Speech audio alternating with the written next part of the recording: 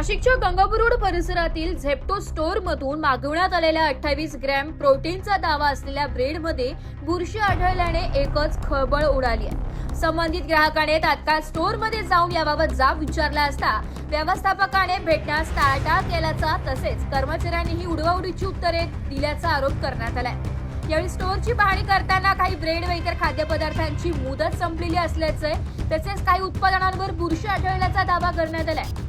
धक्कादायक बाब म्हणजे स्टोअर मधील क्वालिटी कंट्रोलर मागील 8 दिवसांपासून रजेवर असल्याची माहिती समोर आल्याचं सांगण्यात आलंय। या संपूर्ण प्रकरणाची ॲडव्होकेट रोहित जगताप यांनी तात्काळ गंभीर दखल घेत अन्न व औषध प्रशासनाशी संपर्क साधून संबंधित प्रकाराची माहिती दिली आहे। तसेच त्यांनी अन्न व औषध प्रशासन राज्यमंत्री नरहरी झिरवाळ यांच्याशी दूरध्वनीद्वारे संवाद साधत या प्रकरणात त्वरित कारवाईची मागणी केली आहे।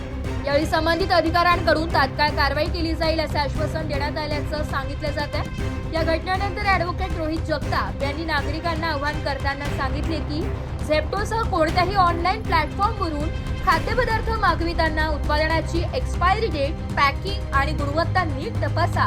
संशयास्पद किंवा खराब उत्पादन आढळल्यास तत्काळ संबंधित यंत्रणेकडे तक्रार करा।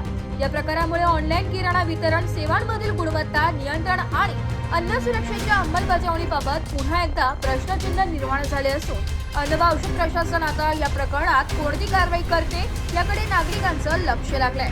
काय सांगाल, एकंदरीत काय घटना घडली या ठिकाणी, काय सांगाल? नमस्कार, मी ॲडव्होकेट रोहित जगताप, गंगापूर रोड नाशिकचे जे झेप्टोचं स्टोअर आहे त्या ठिकाणी आम्ही झेप्टोचे गंगापूर रोडच्या एरियातून आम्ही झेप्टोवरून ऑनलाईन एक ब्रेड मागवला।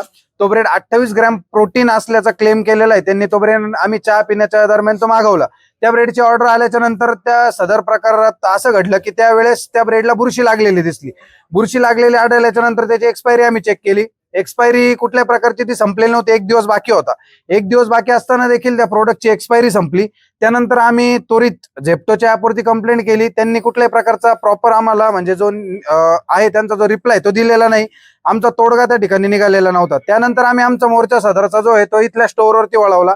इथे आल्याच्या नंतर गेल्या सुमारे संध्याकाळी 4 वाजेपासून आम्ही या ठिकाणी आलेलो आहे। तर झेप्टोचे मॅनेजर जे आहेत त्यांना आम्ही रिकामे दिसतो आणि ते स्वतः कामातले म्हणजे खूप कामातले, खूप मोठ्या लेवलला असे ते स्वतःला दाखवतात।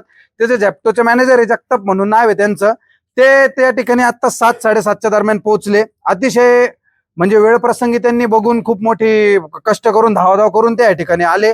4 वाजेपासून आम्ही इथे उभं आहे, ते 7 वाजता आले। आल्याच्या नंतर त्यांनी त्याच्यावरती तोडगा काढायचं सोडून आम्हाला उडवडीची उत्तरं दिले। यामध्ये जे क्वालिटी कंट्रोलर आहे ते गेल्या 8 दिवसापासून सुट्टीवर आहे। क्वालिटी कंट्रोलर 8 दिवसापासून सुट्टीवर असल्यानंतर त्यांचा ऍडिशनल चार्ज जो आहे ती व्यक्ती पण सुट्टीवर आहे। त्या व्यक्तीचा ऍडिशनल चार्ज इथल्या एका 12वी पास व्यक्तीच्या मुलीला दिला आणि एका MBA डिग्री चालू असलेल्या मुलीला दिला, जिचं कुठल्याही त्या ठिकाणी क्वालिफिकेशन नाही, जे त्या ठिकाणी त्या गोष्टीत बसत नाही। त्यांनी या ठिकाणी फक्त त्या डोळ्याने खालीवर करून बघितलं, त्याची एक्सपायरी डेट संपली का, त्याला बुरशी लागली का, हे डोळ्याने दिसण्याजोग्या गोष्टी होत्या, हे त्यांनी पाहिलं नाही। त्यांच्या नजर चुकीमुळे म्हणा किंवा पूर्ण पगार घेऊन पण अर्धवट कामामुळे म्हणा या ठिकाणी यांनी हा ब्रेड खाल्लेला आहे। यांच्या जर उद्या जीवाला काही झालं, हे आमचे मित्र आहे घरातलेच आहे, तर त्याला जबाबदार कोण? त्याच्यानंतर आम्ही फूड सेफ्टी डिपार्टमेंटला कॉल करण्याचा प्रयत्न केला, परंतु त्यांच्या कॉल लाईन बिझी असल्यामुळे आम्हाला मीडियाशी संपर्क करावा लागला। कारण मीडिया हे सर्वोत्तम माध्यम आहे जे प्रशासनापर्यंत या गोष्टी आमच्या तक्रार पोहोचवल। आमची या ठिकाणी एकच मागणी आहे की ह्या ज्या कंपनीचा ब्रेड आहे तुम्ही बघू शकता, त्याला बुरशी लागलेली आहे आणि एक एक्सपायरी झालेलं आहे। आमच्या समोर या ठिकाणी चाललेलं होतं, याची एक्सपायरी या ठिकाणी ती संपलेली आणि याला या ठिकाणी बुरशी लागलेली तुम्ही एकदम व्यवस्थितपणे बघू शकता। तर हे जे कंपनीचे जे ब्रेड आहे, या कंपनीचे ब्रेड आम्हाला नाशिकमध्ये कुठल्याही झेप्टोच्या स्टोअरला अथवा दुकानात नको, ही आमची मागणी आहे। आणि सदर प्रकारात ज्या प्रकरणात ते जे लोक या गोष्टीला सामील होते किंवा ज्यांच्यामुळे झालेले त्यांना या ठिकाणून टर्मिनेट करा, त्यांना या ठिकाणून कामावरून काढा, अशी आम्ही मागणी केली। तर त्याच्यात त्यांचं म्हणणं असं झालं की झेप्टो कंपनीत लेखी आम्ही देऊ शकत नाही, आमच्याकडे त्याच्या टर्म्स अँड कंडिशन किंवा आमच्या याच्यात ते बसत नाही। तर आम्ही त्यांना म्हटलं की नंतर आम्ही आंदोलन करू अथवा डायरेक्ट झेप्टोचा स्टोअर बंद करू। माझी मीडियाद्वारे सर्वांना हीच सांगणं राहील का सगळ्यात जागरूक प्रशासन व्यवस्थेला जाग आणणारी गोष्ट असेल तर ती मीडिया असेल। माझ्या या मीडियाच्या माध्यमातून एकच माझी विनंती सर्वांना की झेप्टोच्या स्टोअरवरून ज्यावेळेस तुम्ही ऑर्डर कराल त्यावेळेस तुमची एक्सपायरी डेट चेक करा, प्रोडक्ट चेक करा आणि त्यानंतर तुम्ही एकदा क्वालिटी चेक करा अथवा आवाज उठवा। आणि त्यानंतर ज्या 4 वाजेपासून हे जे झेप्टोचे जे डिलिव्हरीचे पार्टनर आहेत, जे डिलिव्हरी पोहोचवतात, त्यांचं कॉम्पेन्सेशन स्वरूपात तुम्ही काहीतरी दिलं पाहिजे त्यांना, एवढ्या 5 ते 6 तासांचं किंवा 4 तासांचं. ही देखील माझी मीडियाद्वारे विनंती आहे. आणि लवकरात लवकर हे प्रशासन, अन्न सुरक्षा प्रशासन, फूड सेफ्टी डिपार्टमेंट याच्यावर लवकरात लवकर कारवाई कराल. तुकारामजी मुंडे साहेबांना माझी डायरेक्ट विनंती आहे. धन्यवाद. माझं नाव त्रिशूल शेळके. आम्ही चहा प्यायला गेलो होतो. त्यांना बन मस्का सांगितलं, त्यांच्याकडे बन मस्का नव्हता. तर म्हटलं झेप्टो आपण वापरू, लवकरात लवकर डिलिव्हरी येते, झेप्टोवरनं आपण ऑर्डर करू. तर मग झेप्टोवरती बघितलं तर मग एक चांगला आम्हाला एक ब्रेड दिसला, त्याच्यावरती 27 ग्राम प्रोटीन देण्याचा ते दावा करत होते. तर मग आम्ही म्हटलं की हा मागूया, आपलं प्रोटीन इंटेक पण कम्प्लीट होईल. तर मग आम्ही तो ऑर्डर केला आणि मग तो आल्यानंतर आम्हाला तो 40 का 50 रुपयाला एक पडला. आम्ही 2 मागवलेले, 110 रुपयाचं बिल झालेलं आलं तो. आणि नंतर मग आम्ही तो ट्राय केला तर थोडासा कडू लागला आम्हाला, पण म्हटलं की थोडासा त्याच्यामध्ये प्रोटीन जास्त तर मग थोडं कडू असेलच. तर मग आम्ही तो घेतला आणि मग मागे बघितलं त्याच्या पूर्णीच्या पूर्णी बुरशी लागलेली होती. तुम्हाला वाटत मी फोटो सुद्धा दाखवेल, पूर्णीच्या पूर्णी बुरशी लागली होती. मग मी त्यांना कॉन्टॅक्ट केलं की दादा हे काय आलेलं आहे. त्यांच्या चॅटसोबत मी जेव्हा बोललो झेप्टोच्या, तेव्हा त्यांनी सांगितलं की तुम्हाला आम्ही रिफंड पण नव्हतं त्याच्यामध्ये. ते आम्हाला म्हटलं की आम्ही तुम्हाला एक्सचेंज प्रोडक्ट पाठवतो 10 मिनिटांमध्ये, थोडंसं वेट करा. म्हटलं हे तुमचं खूप जास्त चुकीचं झालेलं आहे, कारण पूर्णच्या पूर्ण प्रोडक्टला फंगस लागलेलं आहे. तर आम्हाला एक्सेप्टेडच नाही आहे, याचं काहीतरी हे करा तुम्ही, किंवा आम्हाला काहीतरी कंप्लेंट रेज करायची याच्याबद्दल. आम्हाला रिफंड वगैरे काहीच नको, आम्हाला ते 30 रुपये पाठवायला लागले. तर मी त्यांना तरी पण ते टाकत होतो की आम्हाला 30 रुपये तू का पाठवताय. तर मग ते त्यांचं असं म्हणणं की आम्ही तुम्हाला रिफंड करतोय आता.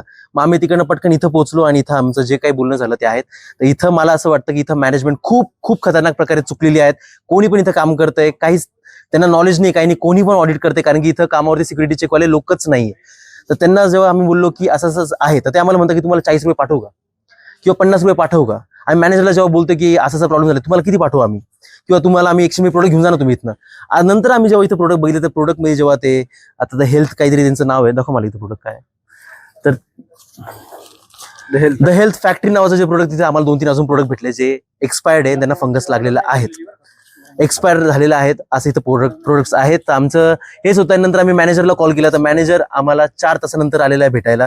माहित नाही राणीनगरला राहत होता की उज्जैनला राहत होता, पण 4 तास त्यांनी लावलेले इथं पोहोचायला. तर आम्हाला वाटतं झेप्टो नाशिक आनंदवली ह्या एरियामध्ये खूप जास्त प्रॉब्लेमॅटिक हा एरिया आहे. काय चालू आहे मला माहित नाही, तुम्ही थोडंसं याच्यामध्ये विचार करा वगैरे. थँक्यू. Bureau report